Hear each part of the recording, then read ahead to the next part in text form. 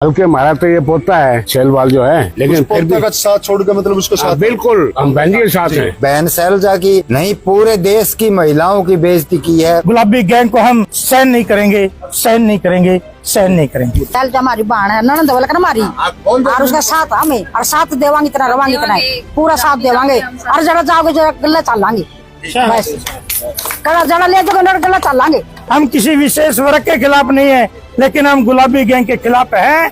हम क्योंकि उन्होंने गुलाबी गैंग ने एक बहन के साथ जाति नहीं की, बहन के ऊपर टिप्पणी भी करने का कार्य किया, अभद्र भाषा बोलने का कार्य किया, और जो कभी ये हरा झंडा फंडका बांध करके या बीजेपी का पटका डाल करके दिखाते हैं कि इन्होंने कहा है, ऐसा कुछ नहीं है। ये सारी की सारी चाल, ये सारी की सारी साजिश गुलाबी गैंग की है। गुलाबी गैंग को हम सहन नहीं करेंगे, सहन नहीं करेंगे, सहन नहीं करेंगे। छत्तीस बिरादरों को टिकट दी है। नानंद के अंदर भी दोनों किसान भाई थे, जाट भाई थे। एक तरफ हुड्डा थी, वो दोनों को बराबर थे।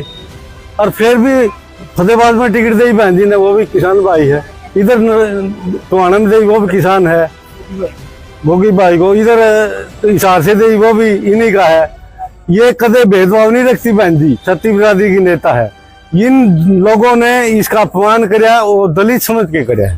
हम बर्दाश्त नहीं करेंगे। हम बाबा साहब के चेले हैं और उनकी संतान है। आगे हमारी जगह वो निर्णय ये लिया गया है, एक हाथ का बटन छोड़ के कौन सा बटन पसंद कर लो, जिसने हरा सके, जो हाथ ने जो हरा सके, यो बटन छोड़ के जो इसने हरा सके उसका नहीं वोट डालेंगे भाई। हरियाणा के अंदर पूरे राष्ट्रीय सत्र की जो नेता बहन कुमारी शैलजा जी हैं, और उनके ऊपर जो जातिगत टिप्पणियां की गई, और कारण उनका एक ही है कि उन्होंने खुलकर मीडिया के सामने आकर मुख्यमंत्री, हरियाणा के मुख्यमंत्री का होने का दावा किया।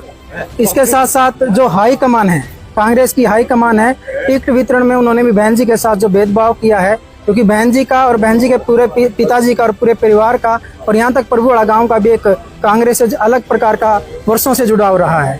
उस जुड़ाव को नकारते हुए, बहन जी के संघर्ष को, बलिदान को, उनके त्याग को नकार कर हाई कमान ने भी हुड्डा के पक्ष में सभी निर्णय लेने का जो काम किया है, इसके विरुद्ध आज सभी पर इकट्ठे हुए थे।